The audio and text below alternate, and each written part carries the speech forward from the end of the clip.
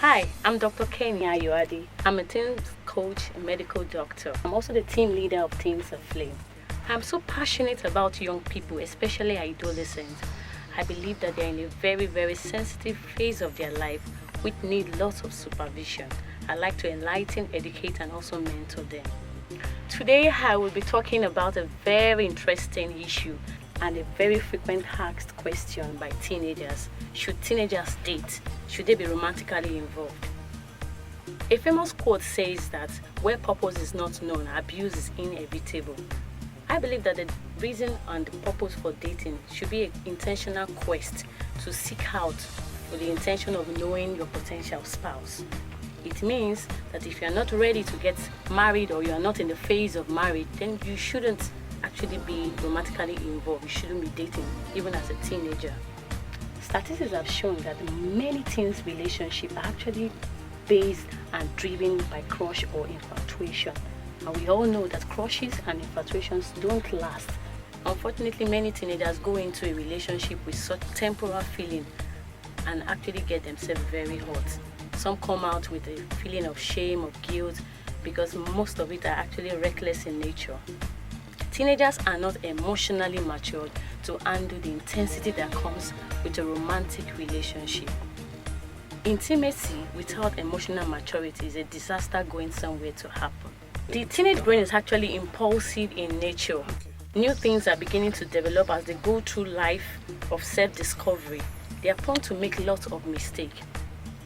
With the help and also the interference of peer pressure, the media, and their curious and impulsive, and their hormones trying to, search out for new exploration. All these things actually leads them to have some sexual activities that they are not prepared for. I'm sure you think you are. But the fact that you have a big body and you look like an adult does not mean that you are actually ready. A lot are involved or is involved in a romantic relationship.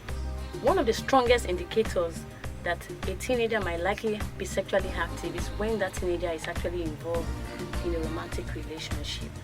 The urge to have sex as a teenager is actually high because, like I said, the hormones are beginning to surge and there is this new quest to want to explore and find out new things about their body.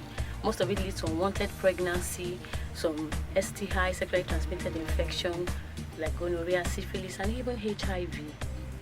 It amazes me when I see lots of teenagers coming to the office for consultation, and most of them have found that they are pregnant and they are really surprised because they didn't really think through consequences. They didn't have a long-term plan, and because they are actually myopic in nature. It's like they live for the now. Records have shown that most teens' relationships are actually driven by crushes and infatuation, which are short-lived and don't last. Unfortunately, many of them make many big mistakes. How can you make such a big decision with a temporal feeling? It's very possible that next time you see the boy you feel you like and you just see that you don't like him. What happened? You were just in crush, you were not in love. So it actually takes time.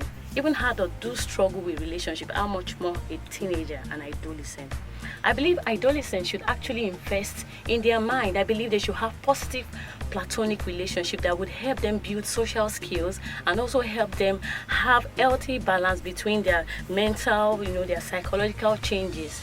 They are actually in the self-discovery part, and it's very important for them to discover who they are. So instead of investing and thinking of a boy and a girl and thinking of how to please a boy and a girl and thinking of how to buy gifts, thinking of your pocket money, some of you even still to want to buy a gift for Valentine, all those burdens are quite overwhelming even for a teenager. I believe you can actually go through your adolescent life without so much of mistake if you keep focused and you keep straight. Many of you might not agree with what I'm saying, but I believe if you sit back and think through it, you actually see I make some cogent and valid points. You are not emotionally ready, you just think so. Until I come again next time, this is me, Dr. Kenny. I want you to feel free to write letters or you can ask me some questions. You can write to me for counseling and I will be there for you. I love you. Jesus loves you more. Thank you.